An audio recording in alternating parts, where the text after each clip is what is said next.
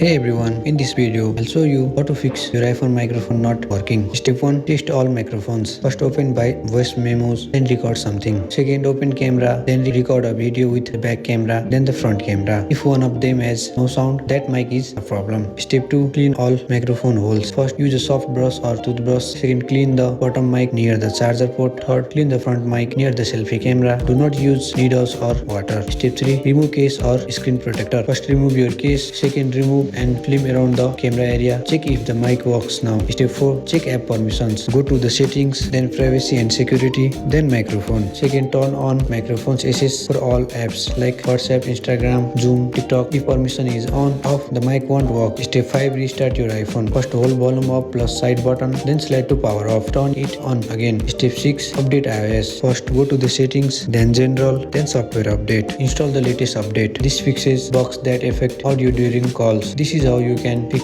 your iPhone microphone not working, and that's it. I hope you like this video. If you find this video helpful, drop a like, subscribe to our channel. See you in the next video.